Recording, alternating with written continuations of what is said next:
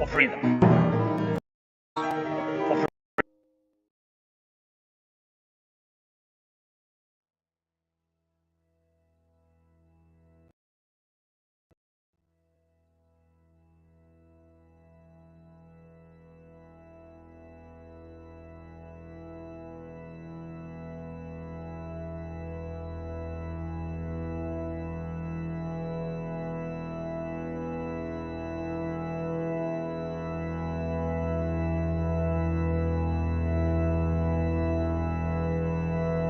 Всім добрий вечір.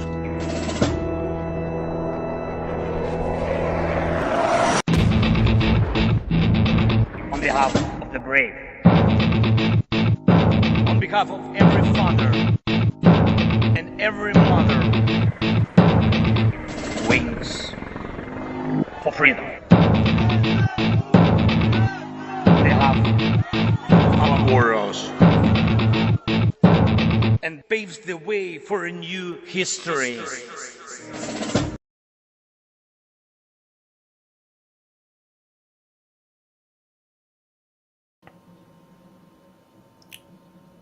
Dobro večer. Good evening, good afternoon, good morning, wherever you're tuning in from. Welcome to Tochnyi. As we become even more aware of the scale and violence of Russian war crimes against Ukrainians, through the continued testimonies of survivors and the people who work to help them on a daily basis, our resolve is strengthened, our passions tempest, our loves lengthened for a moment longer, as we hold closer that which we live for. In the words of Francis Bacon, if we do not maintain justice, justice will not maintain us. Thus was ever true today for European security and greater world security also. This is Tochny's third stream of the week. Please do check out our other streams of this week, particularly on the current significant news out of the US, which has emerged over the last week. We also have an extensive collection of podcasts on this war and Ukraine's defense of itself and Europe on our Spotify and Apple podcast series. Today, we are lucky to be joined by Joseph for a roundup of the latest news and Germinate to Ukraine, during which there will be a focus on Ukraine's resistance to Russian winter terrorism. If you would like to comment or question at any time, there are three ways you can do this. One is in the YouTube chat stream that you see before you. The other is by DMing the Tochnyi X account or leaving a comment there. And if you would like to participate using your spoken voice, please do DM us at Tochnyi, and we will be very happy to have you up here. So that being said, over to you, Joseph.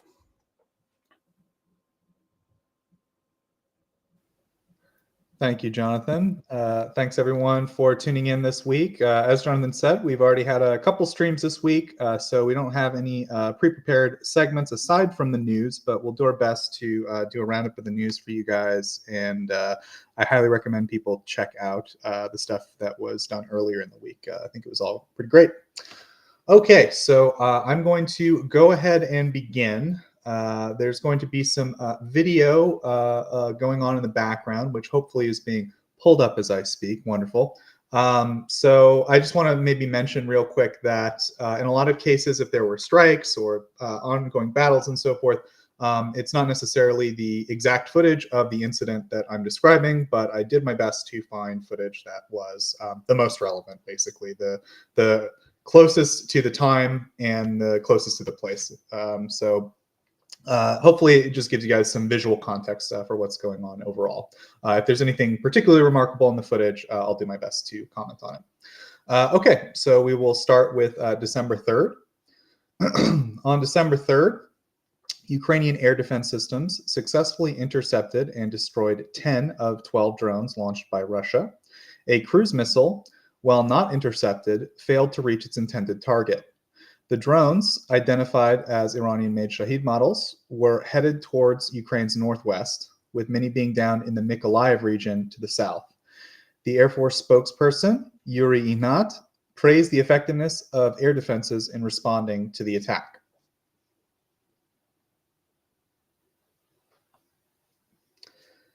Ukrainian forces have adapted their air defense strategy, military tactics. The increased effectiveness of Ukrainian air defense along the front lines has led Russian forces to rely more on remote strikes with glide bombs. Specifically, the Ukrainian Tavrisk group of forces reported shooting down Russian attack helicopters, such as Ka-52 and Mi-24 helicopters, as they enter the range of Ukrainian air defenses. This shift in tactics has also been observed in the increased use of the Su-35 and Su-34 attack aircraft by Russian air forces to launch glide bombs from safe distances. Ukrainian Air Force spokesperson Colonel Yuri Inat noted that the Russian use of Ka-B glide bombs has increased, as these do not require the aircraft to fly within the range of Ukrainian air defenses. He highlighted the need for long-range air defense systems and F-16 fighter jets to counter this threat. Hopefully, relatively soon at Tochnyi, we'll have a bit of a segment on some aviation stuff that they'll cover the increasing use by Russia of these glide bombs.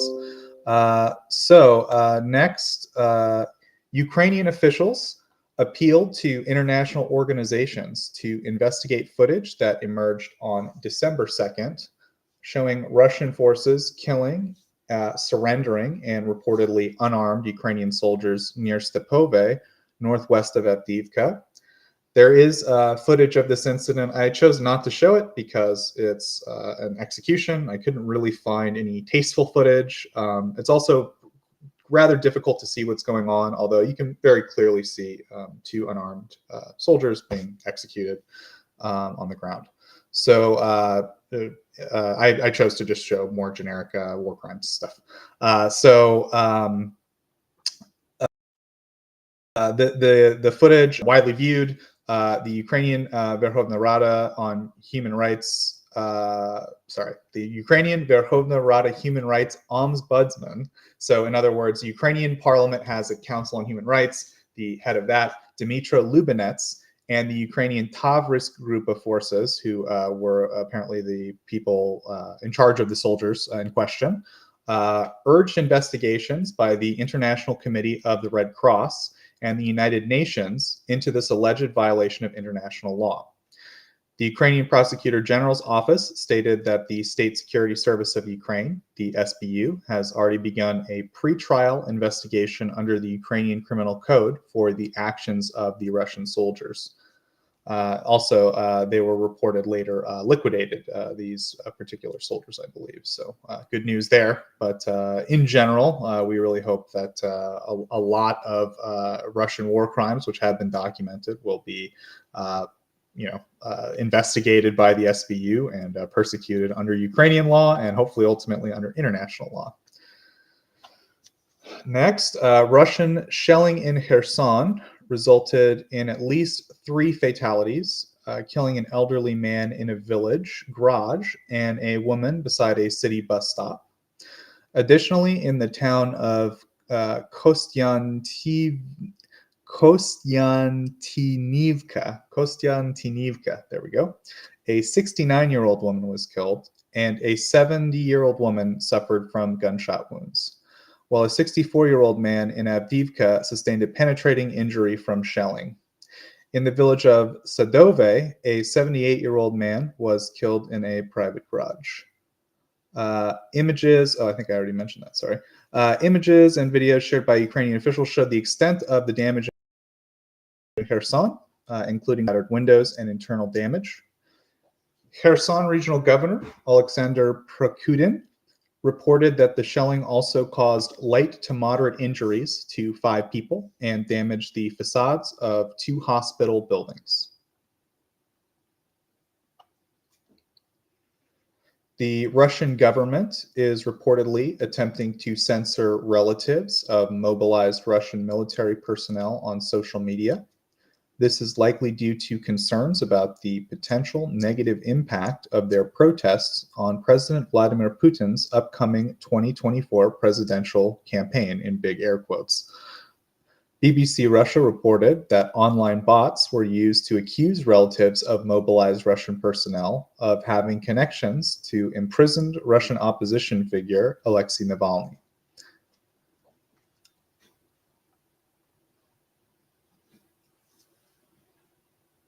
Russia launched a major aerial offensive against Ukraine, deploying 23 drones and 1 cruise missile overnight. So you might be, this is the start of the news for December 4th. So that was all news for December 3rd.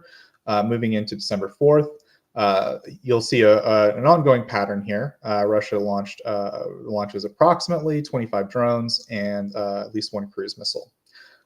So Russia launched a major aerial offensive against Ukraine, deploying 23 drones and a cruise missile overnight on December 4th. The Ukrainian Air Force reported that its air defense systems managed to destroy the missile and 18 of the drones before they reached their targets. The Air Force deployed anti-aircraft defense in at least 9 regions of Ukraine to respond. Russian forces significantly increased their attacks on the town of Avdiivka. Much of the recent combat has centered around Avdiivka's coal-type plant and the industrial zone outside the town center. Despite the increased Russian offensive, Ukrainian forces repelled 15 Russian attacks in the area and 9 near Russian-occupied Bakhmut.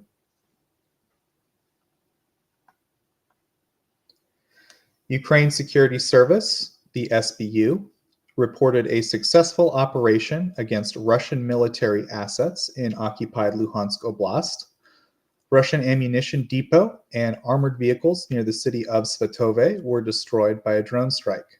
Svatove, near the front line, has been a significant site of Russian attacks, particularly towards Kupiansk and in neighboring Kharkiv Oblast. The SBU did not specify the quantity or type of equipment and ammunition destroyed in the attack.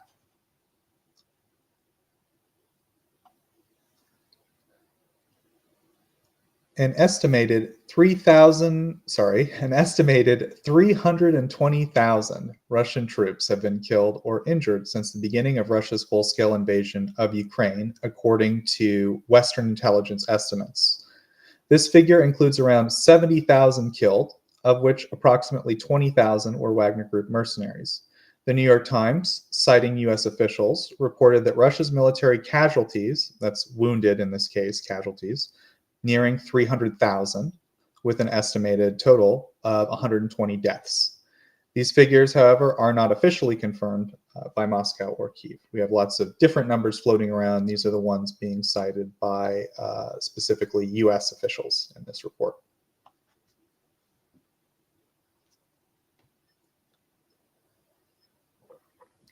In the eastern town of Novohorodivka, the death toll from a Russian missile strike on the 29th rose to 3, including an 8-year-old girl. This, by the way, is several months old footage from this town of Novohorodivka. The strike had previously injured 10 people and damaged a residential building.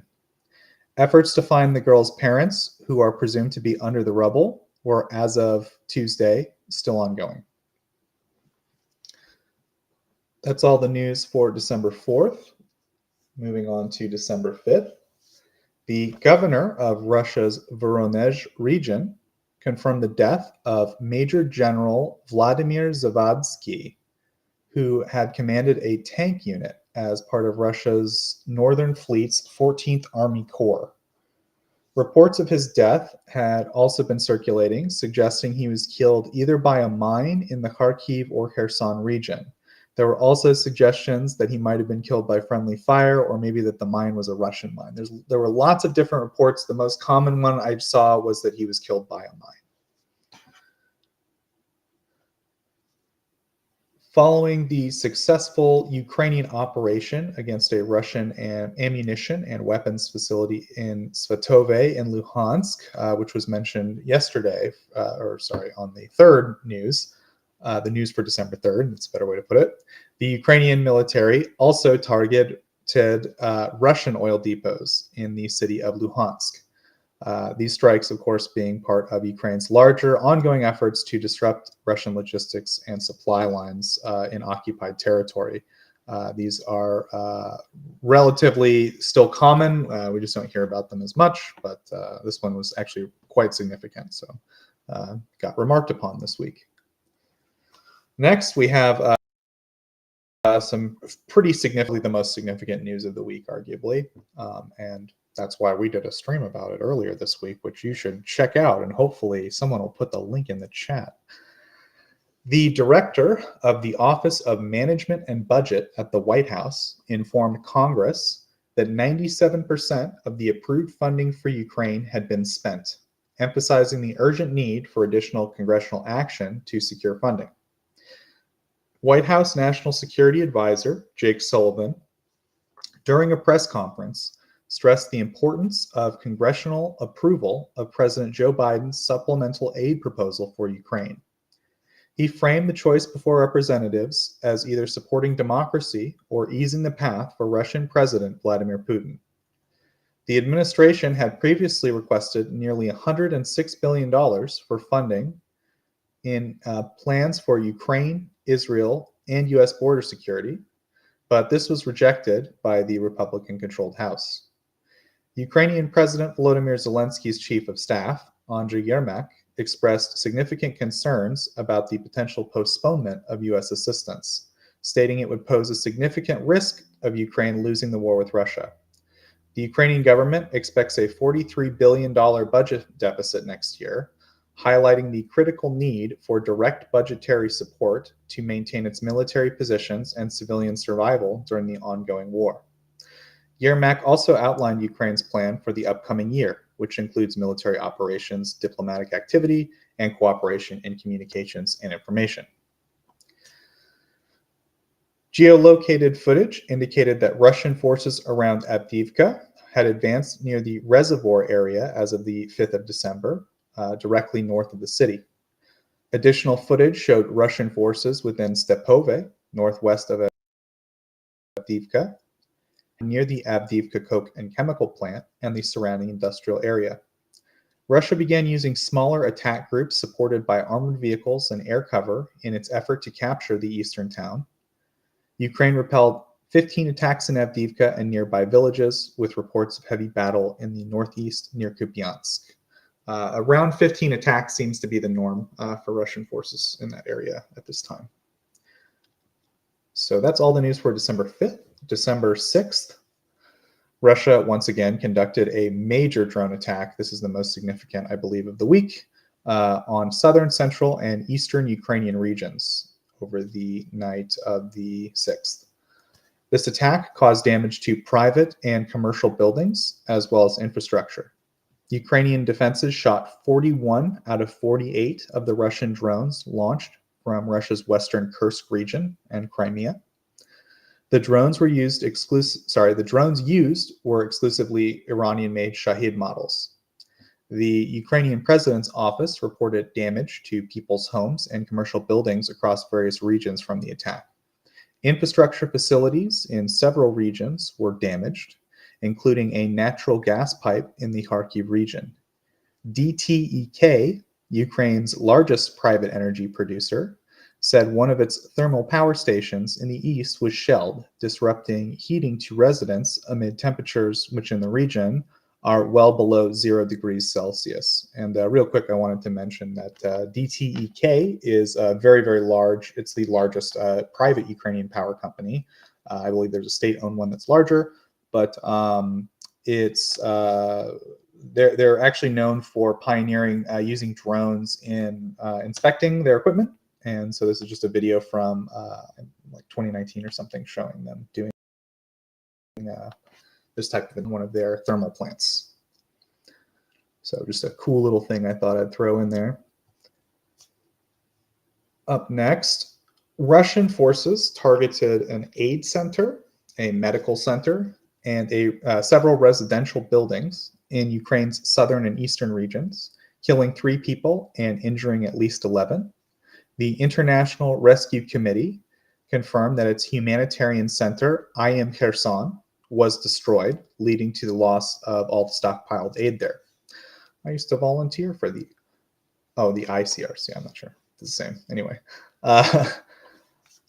Next, Russia's defense ministry stated that its air defense systems destroyed or intercepted a total of 41 Ukraine-launched drones, with 26 being destroyed over Russian territory and 15 over the Sea of Azov and the Crimean Peninsula. While we can't take information from Russia at face value, this does likely indicate a significant increase in Ukrainian strategic attacks, both in Crimea and Russian territory. According to Ukrainian sources, drones hit several key military facilities in Crimea, including radar systems and an anti-aircraft missile control system. This particular attack was described as an SBU special operation.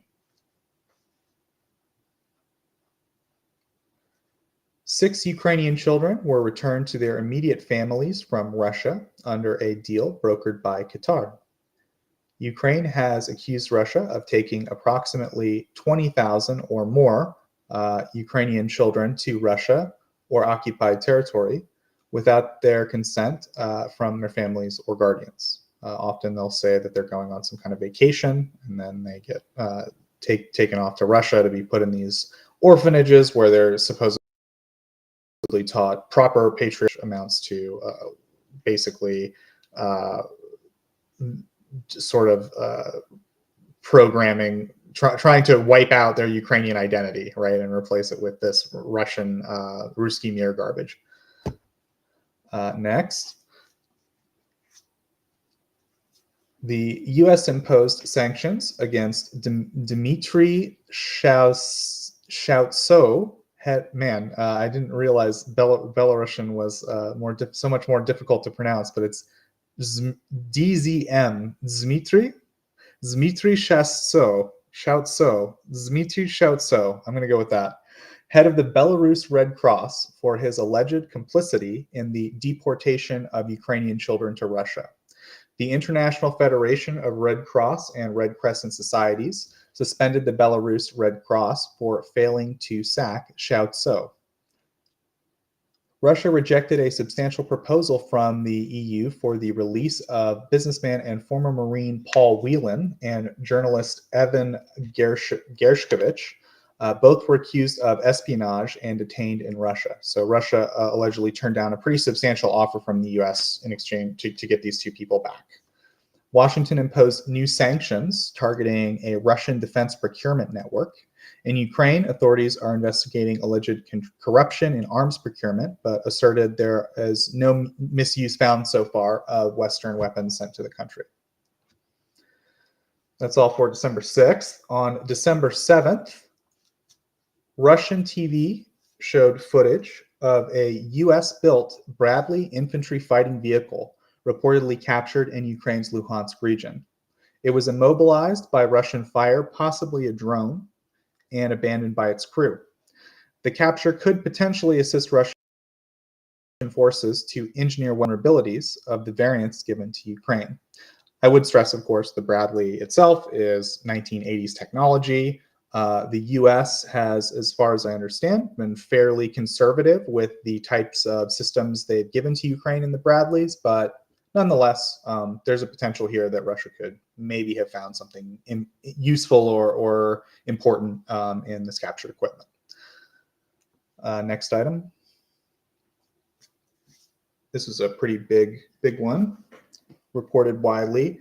Ilya Kyiv, a former pro-Russian Ukrainian parliament member, sentenced to 14 years in prison for treason, was reportedly killed near Moscow from a gunshot, with allegations that the SBU, the Ukrainian intelligence service, was behind the assassination or murder.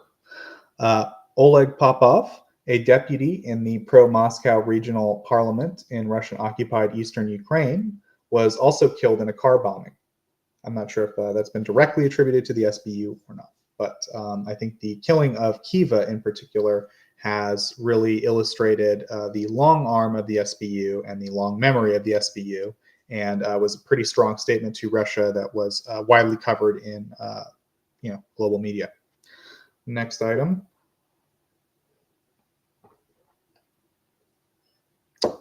4 Russia-affiliated soldiers were charged by the U.S. with war crimes for the treatment of a kidnapped U.S. citizen in southern Ukraine, which included beating, torturing, and staging a mock execution. This marks the first time that the U.S. has officially charged Russian soldiers with war criminals against U.S. citizens. 10 people were arrested in Nepal for illegally Russian army. This is, by the way, just kind of a grab bag of some international news. Nepal requested the return of all Nepali soldiers from Russia after 6 of their citizens were reported as killed from fighting in Ukraine. The UK sanctioned 46 individuals and groups involved in Russia's military supply chains, including businesses in China, Turkey, Serbia, UAE, and Uzbekistan. China condemned the sanctions and vowed to counter any actions undermining their national interests. The US announced an additional $175 million aid package for Ukraine, which included HIMARS, anti-armor systems, and high-speed anti-radiation missiles. The US and Ukraine additionally signed an agreement to increase weapons co-production and data sharing, focusing mainly on air defense systems, repair and sustainment, and production of critical munitions. Ukrainian officials presented a list of in addition to this agreement that was signed, Ukrainian officials also presented the US with a list of weapon systems they need to fight Russia. It included sophisticated air defense systems, F-18 fighter jets, drones, Apache, and Black Hawk helicopters. That is all the news for the 7th. Moving on to the 8th.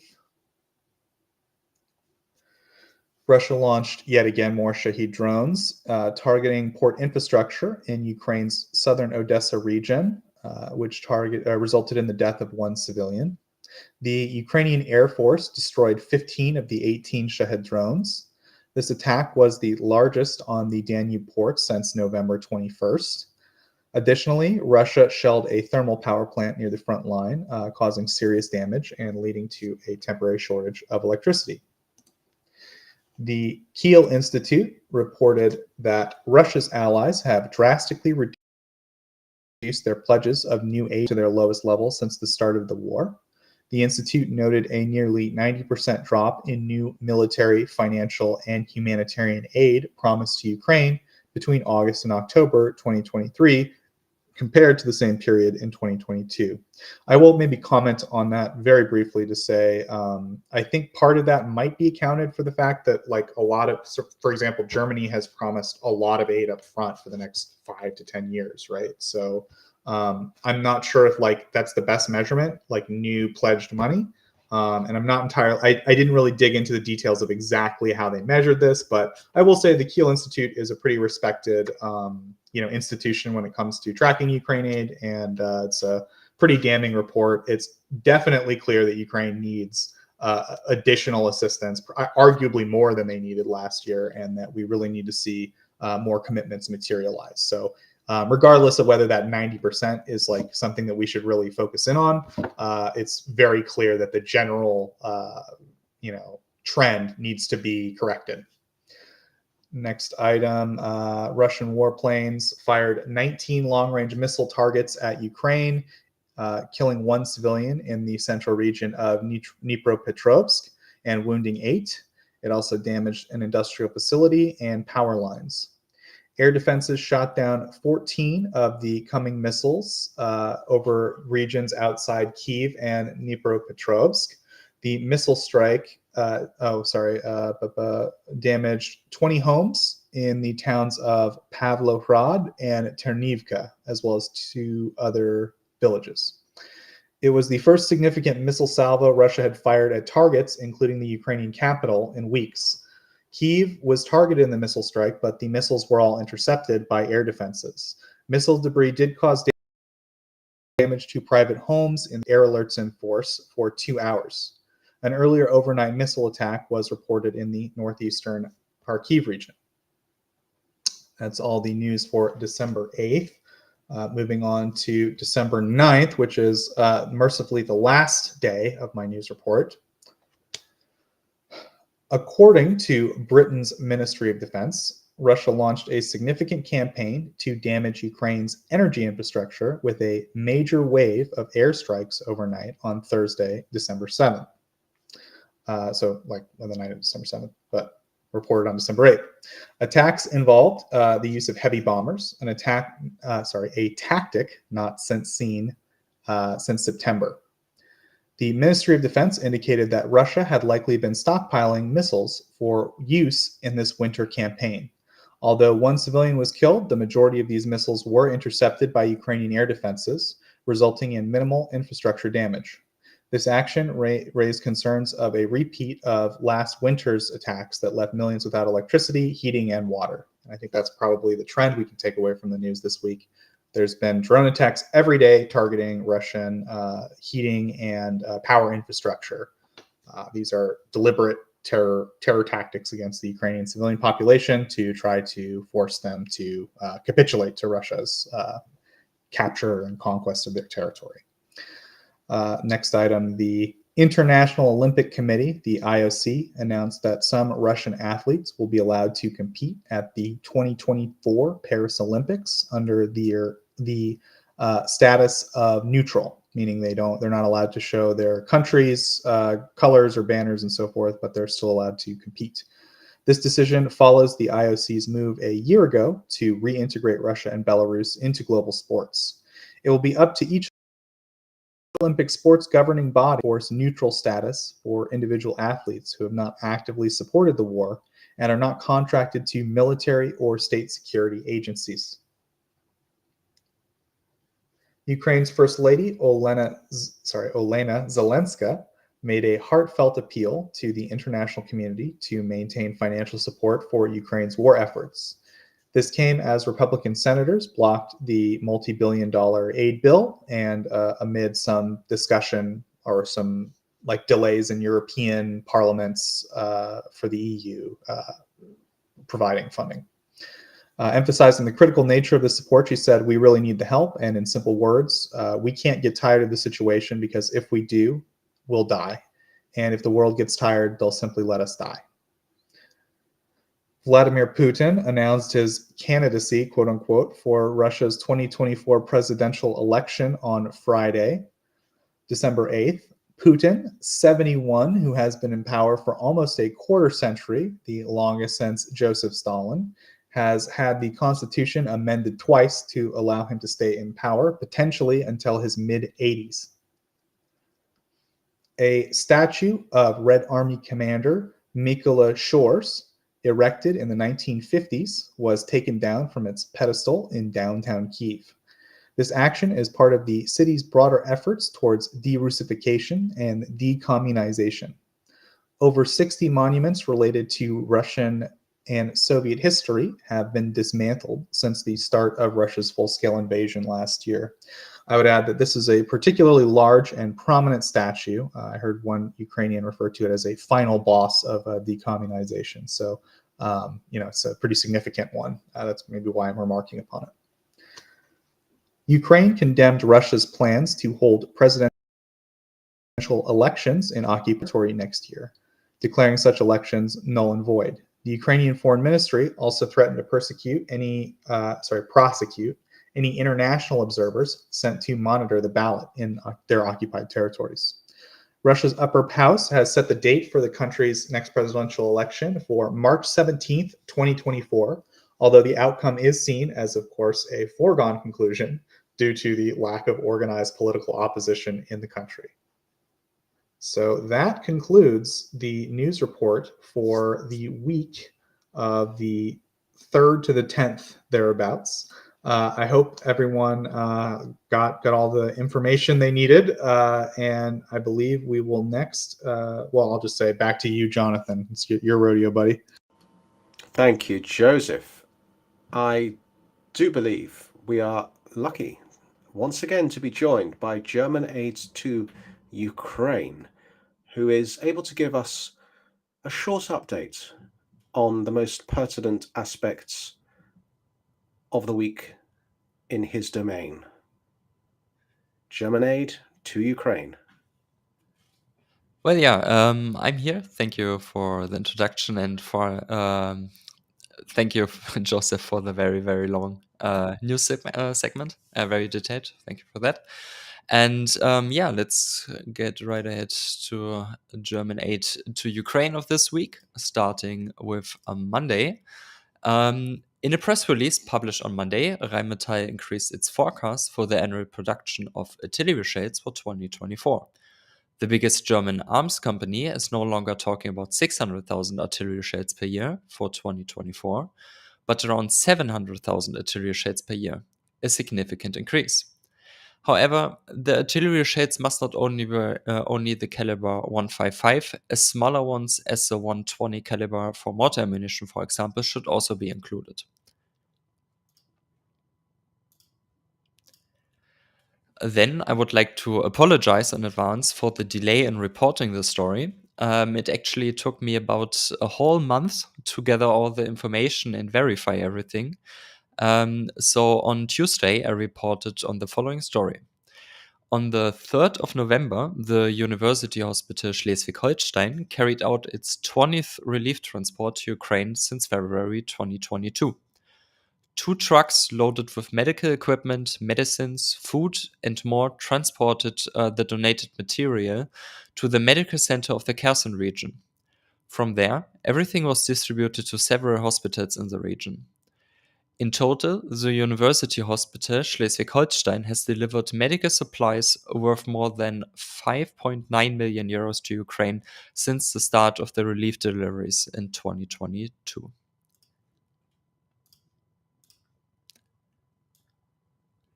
The non-profit organization of the German logistics company Hellmann Worldwide Logistics, together with the German non-profit organization Patsy and Michael Hull Foundation, has raised a total of 100,000 euros, which will now benefit to orphanages, I hope I said that correctly, in Lviv. They made this public on Wednesday. The money will be used to improve the infrastructure in the orphanages and to expand the range of psychological care and learning support. Also on Wednesday, the German Federal Ministry for Economic Affairs and Climate Action, in cooperation with the European Investment Bank, has provided a 20 million euro grant to Ukraine under the Renewable Energy Solution Program. The grant is intended to support the development of renewable energy in Ukraine, in particular during the restoration of municipal infrastructure and communities. The German Agency for International Cooperation is expected to provide technical assistance and advisory services necessary for the successful implementation of the program. The EU has updated its statistics on the temporary protection of Ukrainian refugees in the EU on Friday. They made public that 20,465 Ukrainian refugees were admitted to Germany between the 30th of September and the 31st of October this year. This means that Germany is currently home to over 1.2 million Ukrainian refugees. Sorry for that. Which is 28%, or more to be more specific, 28.7% in EU total. On the same day, the German government updated the list of military assistance to Ukraine and made public that they have delivered the following to Ukraine in the past week. 1 drone system Luna NG, which consists of a ground control station, several UAVs, a launch catapult, optional net equipment for catching the drones when they land, as well as maintenance equipment. You, by the way, see a Luna drone, a Luna NG drone. NG, by the way, stands for next generation, on the picture right in front of you. They also delivered 10 Vector UAVs, 8 Mercedes-Benz Zetros, 6 border protection vehicles, 70 Heckler & Koch GMG or GMW for the German listeners, which are automatic grenade launchers, but more on this later. More than 250 shells, 155 artillery ammunition, and yes, that's not a joke, although I would wish it was. 100,000 first aid kits and other medical supplies. Going back to the GMW, For reasons of transparency, I would like to point out that the number of Heckler & Koch GMWs delivered to Ukraine differs depending on the language version. According to the German version of the official list of military assistance to Ukraine, 70 were delivered. According to the English version, 30 have been delivered. So we will have to see on which one is true, and we'll probably see that next week during the update. On Saturday, so yesterday, it became public that Quantum Systems, the manufacturer of Vector UAVs, which the German government regularly delivers to Ukraine, also this week, and the Trinity UAVs, which the company also generously donates to Ukraine, is planning to produce its drone in Ukraine in the future. The Ukrainian Ministry of Digital Transformation reported this on their social media accounts. According to the ministry, Quantum Systems joined the DIA City, an economic zone with low tax rates and employment benefits for IT companies. I have already contacted the company and will get back to you with more details when I know more, which is usually Monday or Tuesday. And then, of course, on the podcast next week on Sunday. Germany's Chancellor Olaf Scholz gave a firing speech on Saturday at the SPD party conference. He talked a couple of minutes about Ukraine in particular. The most important part of his speech was that Germany will not stop supporting Ukraine in the coming years, and Germany will have to do more, in other words, even increase its already big assistance to Ukraine if others let up. For me, a clear and very important statement that even I don't often hear or see from him. That really surprised me in a very, very positive way. Of course, words must now be followed by concrete action. And as the last item of my update this week, the German Minister of Finance, Christian Lindner, actually agreed publicly with Scholz on his statements on the same day. He wrote on Twitter, and I'm now quoting, "Despite everything that we still have to solve and can solve, I can agree with Olaf Scholz on one thing in particular. Supporting Ukraine is also an investment in our security." Also, a very important and easy to understand statement made by him, as Germany is still in unsecure times for the 2024 budgets. And that's basically my summary of this week's German aid to Ukraine.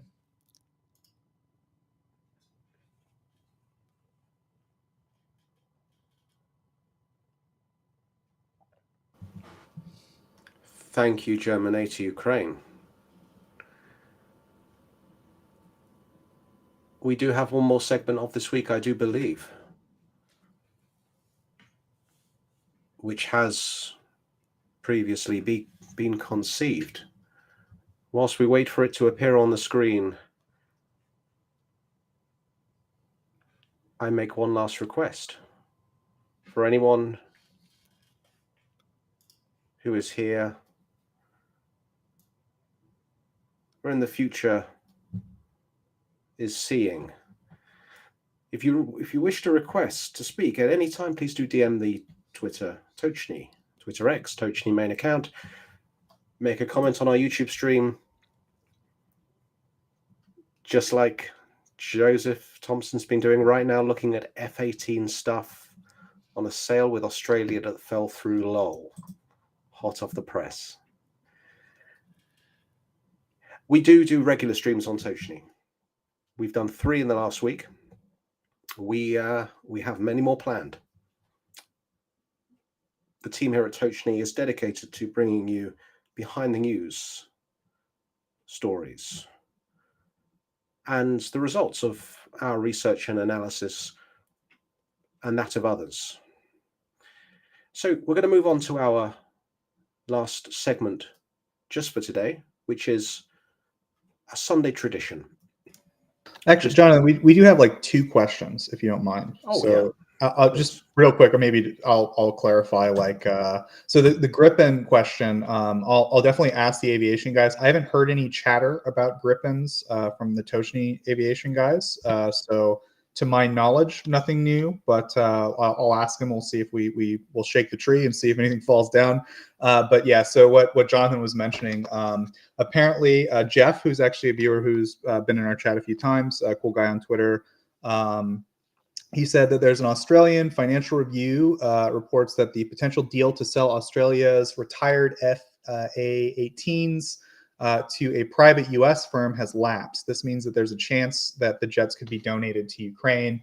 So then, like our aviation guys were talking about it, and there was a lot of discussion of like the F-18s, while they're definitely better than nothing, difficult aircraft to maintain compared to an F-16. So that's like their main concern about it. Although, you know, aircraft on the table, it's hard. It's hard to just turn them down outright.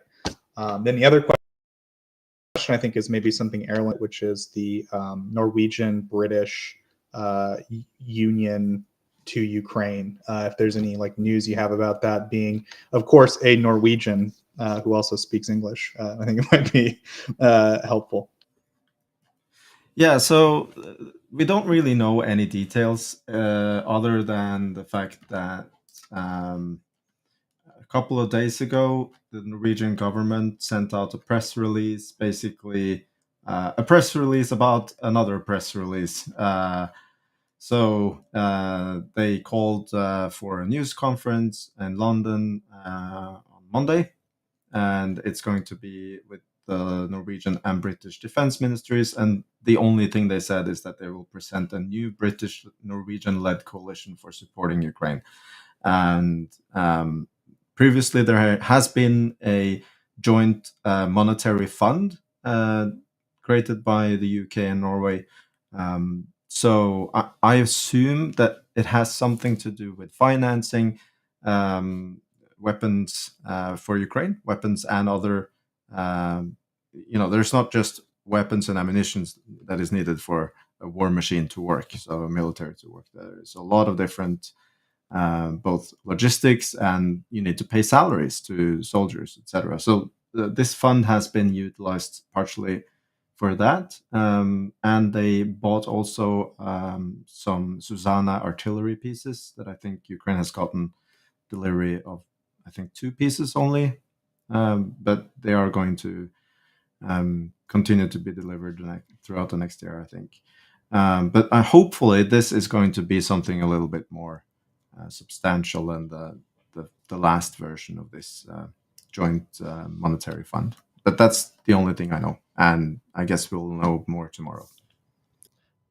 Just for the Susanna ones, because like you said, that's joint procurement. This was financed in cooperation with Germany and Denmark.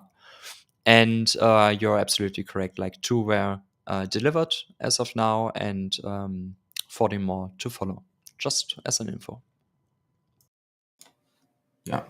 So this is the only information that we got, and this is in Norwegian, but yeah, it's just a very, very discreet message about a press conference. So that's it. We don't know anything more.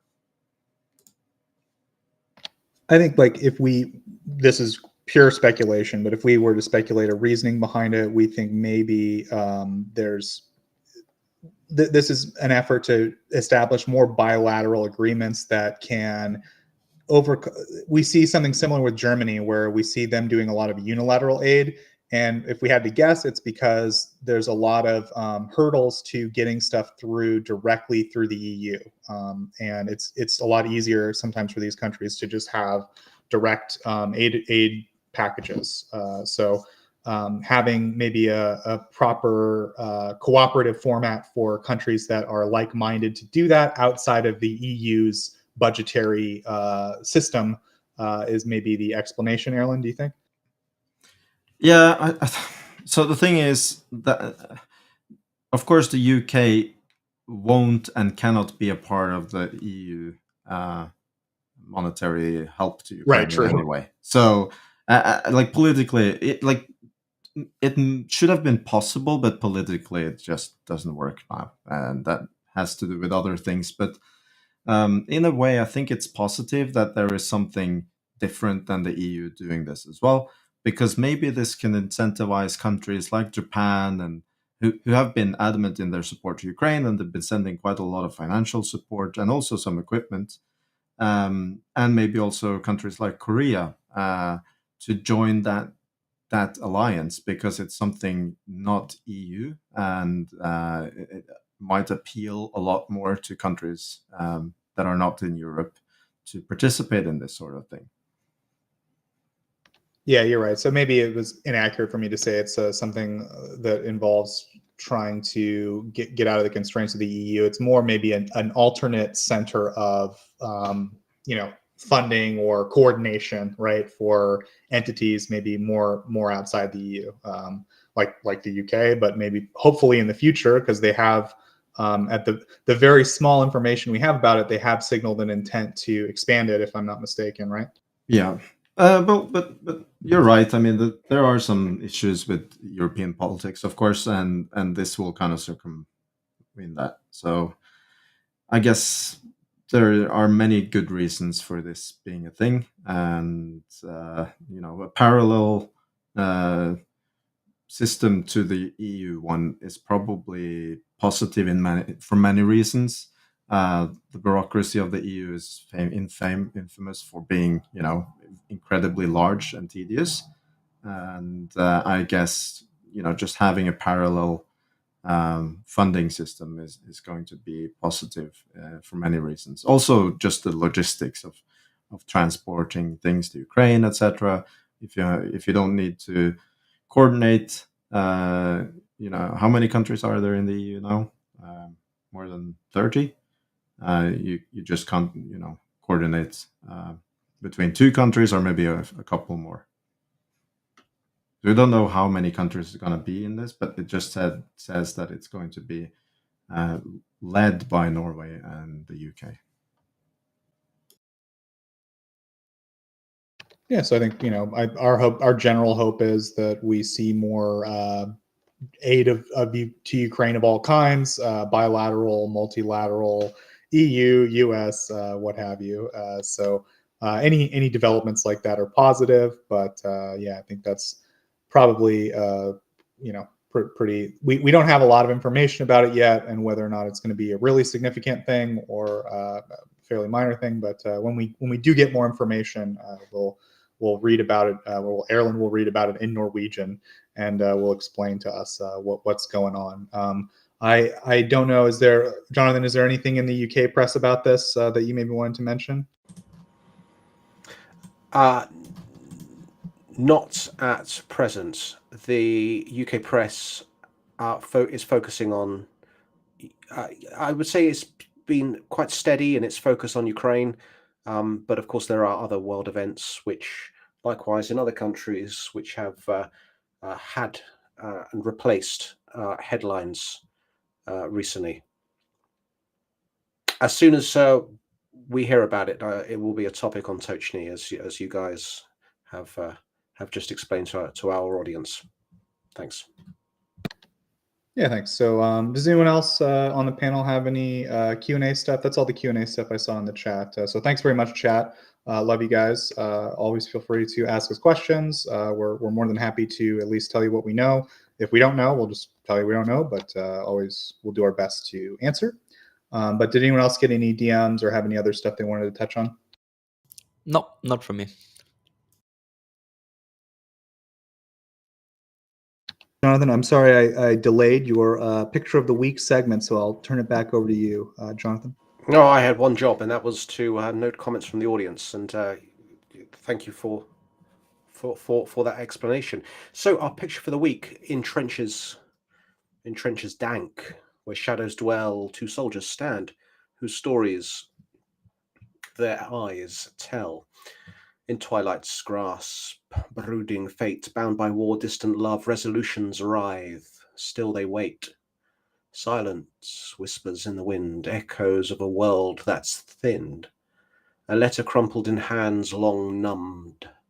From distant lands where hope prevails, they dream of fields beyond the wire, of warmth and sun perhaps, of quenching fire. Their eyes reflect battles past, a haunted gaze, a peace amassed. In night's embrace, they stand as one, facing shadows. This is Tochny's Picture of the Week. If you have your own suggestions, please do continue to send them in. We are very happy to consider most of what we receive. I'd like to thank everybody again for tuning in to Tochnyi Weekly.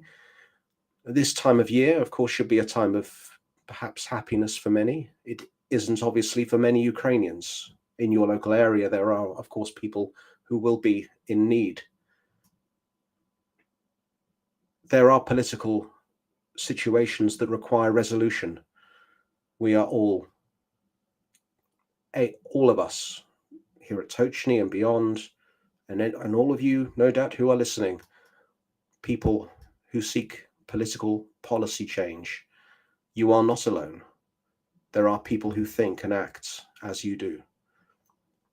So thank you again for tuning into Tochnyi. Please stay tuned for more broadcasts. Slava Ukraini.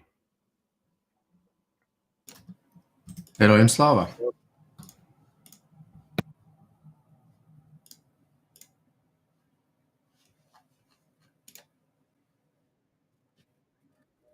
On behalf of the brave.